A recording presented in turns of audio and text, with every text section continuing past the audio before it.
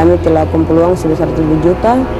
Setelah 7 juta, kata Herman nanti setelah sampai nanti mau diurus paspor dan visa. Malah memang kami dijadikan objek untuk mendatangkan keuntungan untuk Herman dan Jakob sendiri.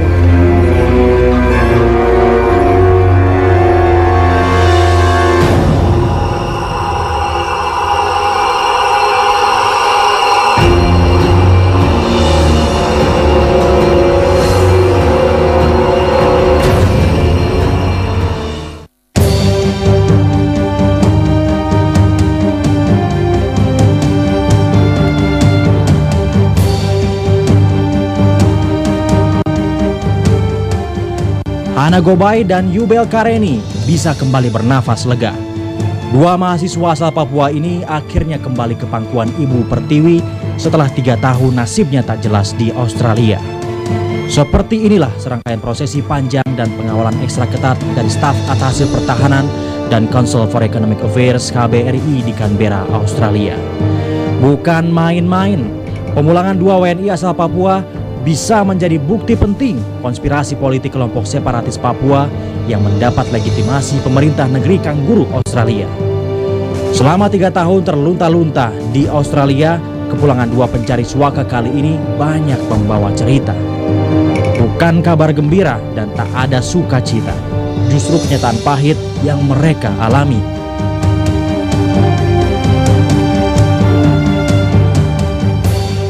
Pentolan OPM yang masuk DPO aparat keamanan Herman Wenggai awal tahun 2005 membujuk mereka berangkat bersama 43 warga Papua lainnya yang belakangan diketahui bermaksud mencari suaka politik ke Australia. Pada saat sampai di Australia nanti yang mau lanjutkan sekolah, yang mau ke universitas akan masuk dan yang mau kerja akan dicarikan pekerjaan. Jadi pada saat itu kami telah kumpul uang sebesar 7 juta. Setelah 7 juta, kata Herman nanti setelah sampai nanti mau diurus paspor dan visa. Isunya si Herman itu dia akan organize supaya anak-anak Papua itu pergi dan sekolah di luar. Jadi pada waktu dia sudah organize itu kan dari Jayapura, dari Jakarta, dari Manokwari, semua mahasiswa yang pokoknya yang semua di daerah yang semua universitas itu sudah informasikan. Jadi ada mahasiswa juga yang tertarik. Pada saat sampai di Cape York, langsung sudah sampai di pantai, jadi ya bendera sudah diangkat, spanduk sudah ditarik. Kita kaget. Ya kita kan sudah nggak bisa bikin apa-apa, kita ikuti saja. Jadi setelah kami diproses selama 3 bulan, kami diberikan temporary protection visa, itu berlaku sampai tahun 2009. Pada saat itu ada termasuk teman-teman lain dan saya bertanya-tanya, katanya mau secara legal masuknya, kenapa bisa begini? Jadi pada saat itu memang ada termasuk saya sendiri ada sempat tanya juga sama Herman. Tapi Herman bilang ya jalurnya seperti begini. Malah dia marah kami lagi. Kamu harus ikuti apa yang saya sudah atur seperti begitu. Semua yang Herman katakan di sini sebelum berangkat itu tidak sesuai dengan apa yang dijanjikan sebelumnya. Karena kami punya kerinduan untuk mau sekolah, melanjutkan ke perguruan tinggi, tapi kayaknya tidak sesuai dengan keinginan kami.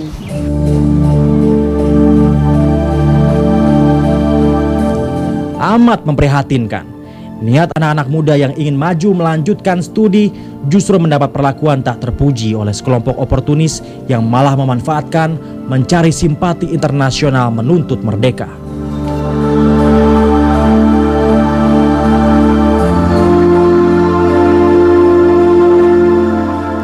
Setiap kali ada kegiatan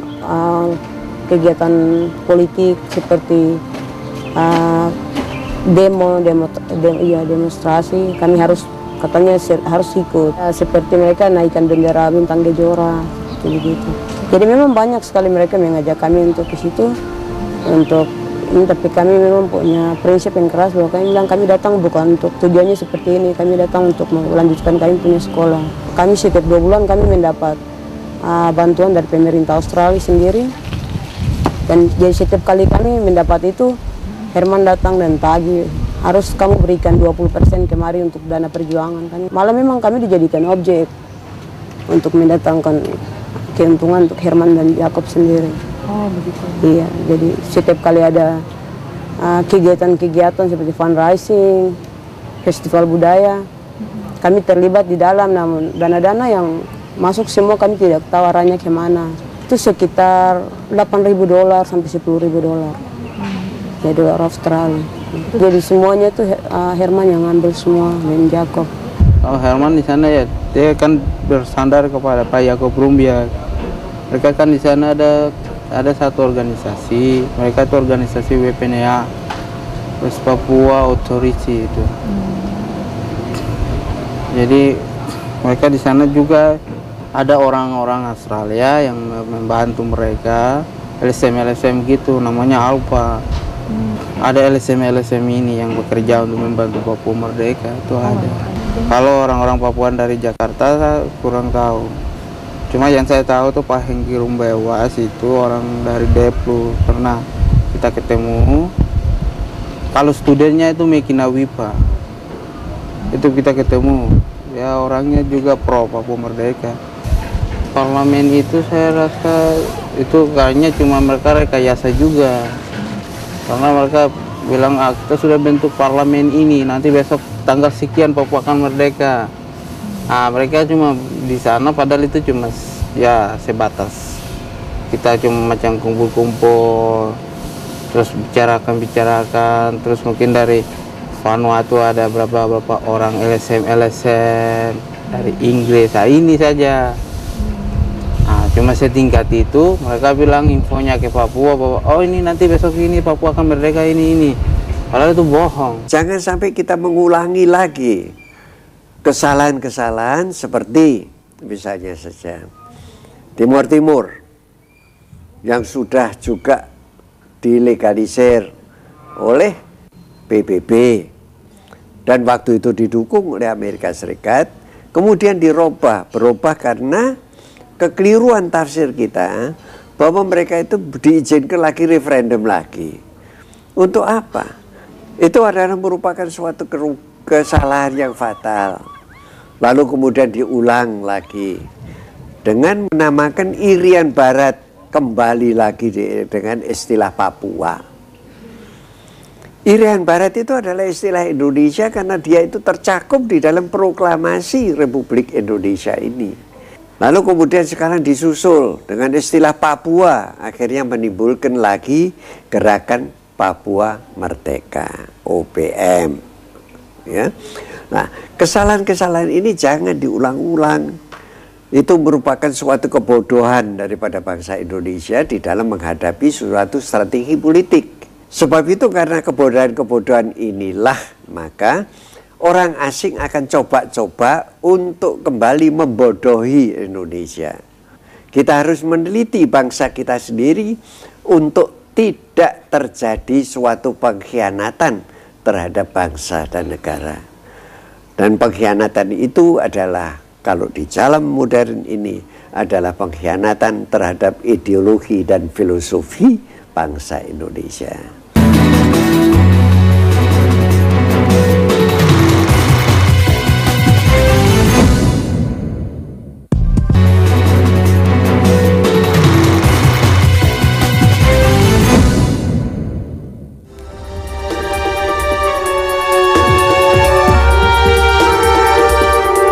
Lolosnya Hana Gobay dan Yubel Kareni dari pantauan Gembong Papua Merdeka Herman Wanggai menyulut geram kelompoknya yang berpusat di Brisbane, Australia.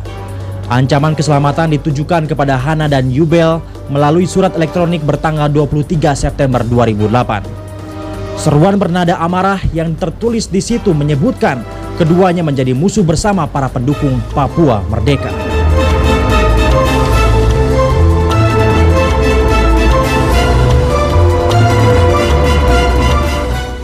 Pada saat itu memang dia punya banyak strategi yang dia buat untuk bagaimana cara membatasi kepulangan kami.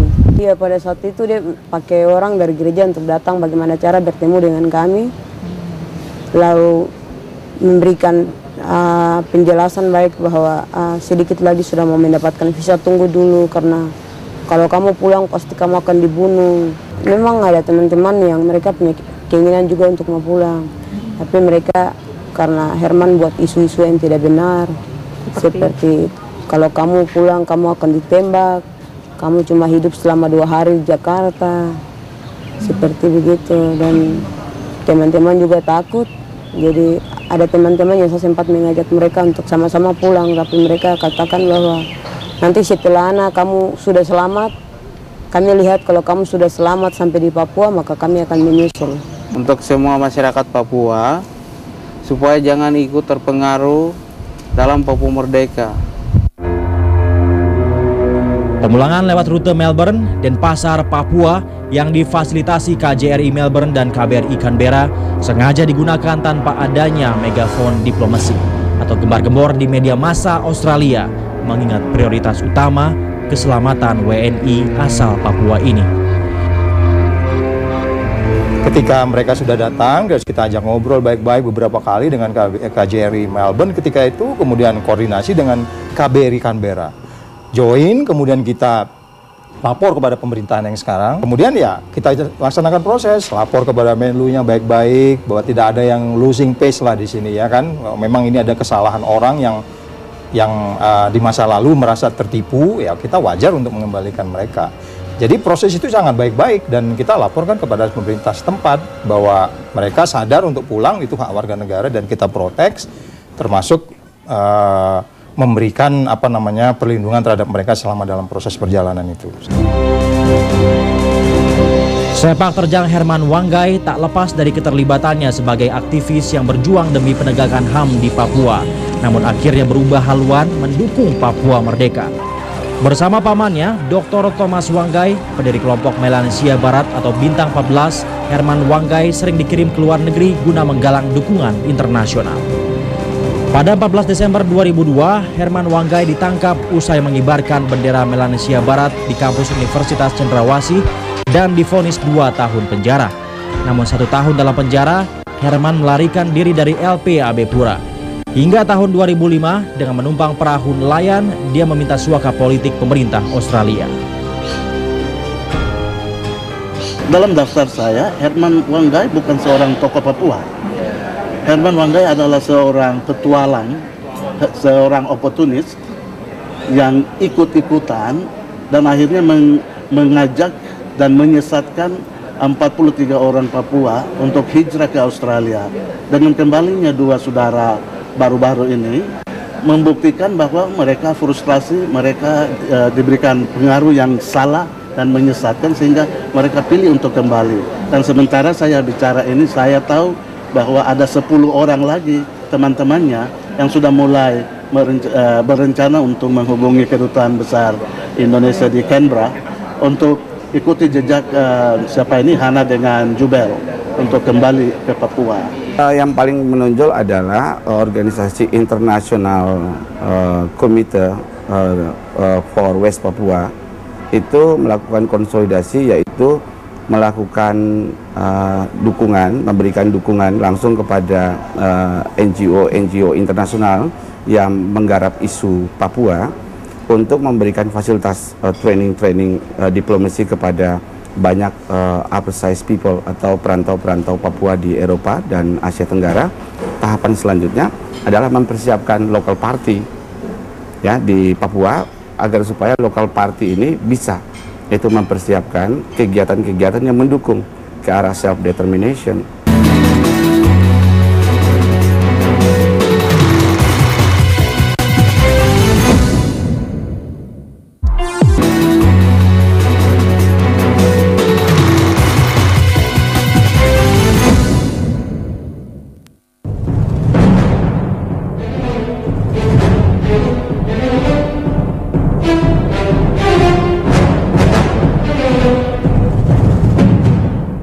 Munculnya kabar pembentukan Parliamentary for West Papua di House of Commons London, Inggris sempat membuat gusar pemerintah Indonesia. Apalagi sejumlah aksi demonstrasi mahasiswa tak kunjung reda. Aksi pengibaran bendera Bintang Kejora secara terang-terangan pun berbuntut panjang.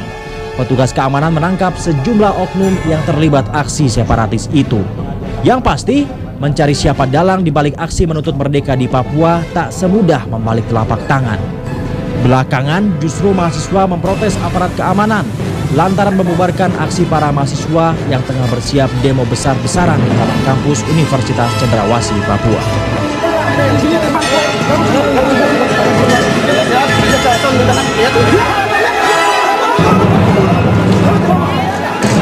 Dalam penanganan isu separatis, pemerintah RI memang harus lebih berhati-hati agar tidak terjebak isu pelanggaran HAM yang dengan sengaja dirancang pihak luar.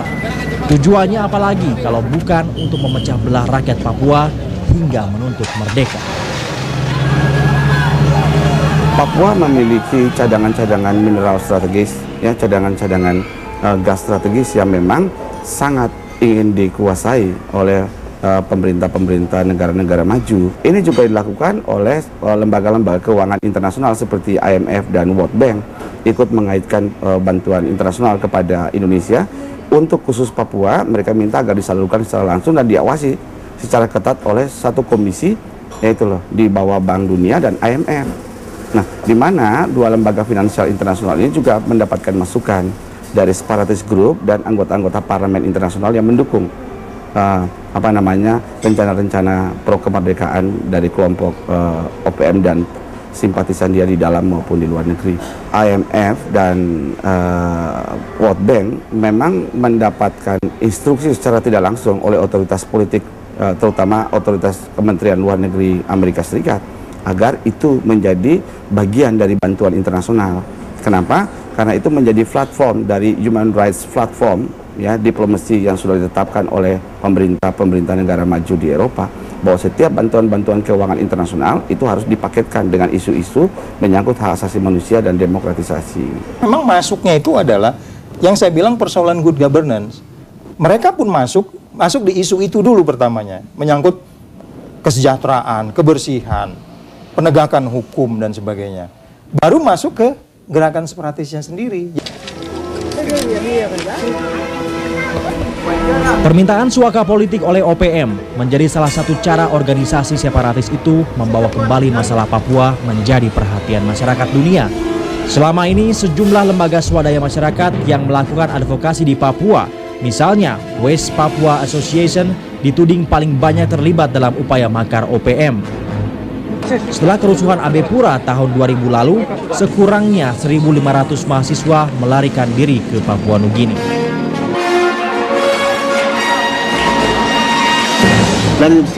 Dari sekian banyak atau sekian ribu orang Papua yang hijrah ke luar negeri, sebagian besar ke Papua Nugini, itu perlu dikategorikan siapa sebenarnya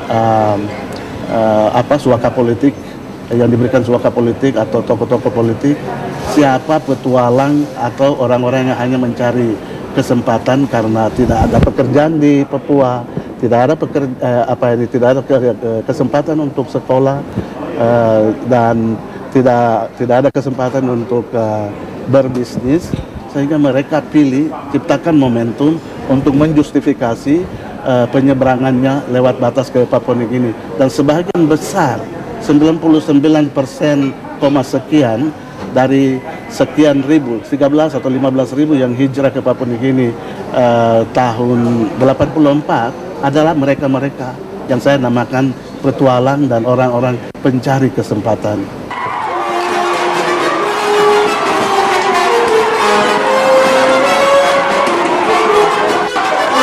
Setelah mendapat hak menata diri sendiri dalam bingkai NKRI dan keistimewaan otonomi khusus, nyatanya belum mampu memadamkan semangat separatisme di bumi Cendrawasih. Dana otsus yang mencapai 17 triliun rupiah meruap entah kemana.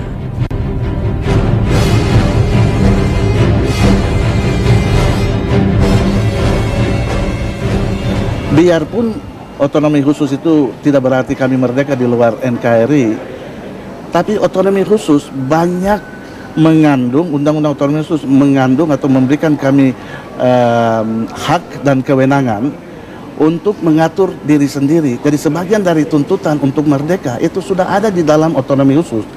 Yang digemborkan itu tentang pembangunan itu oleh gubernur yang sebelumnya yang sudah wafat, gubernur yang sekarang ini, baik di Papua maupun di Papua Barat, ini belum kelihatan hasil akhir dari semuanya itu, yaitu pembangunan yang konkret, yang real, yang nyata, itu tidak dirasakan oleh masyarakat di Papua.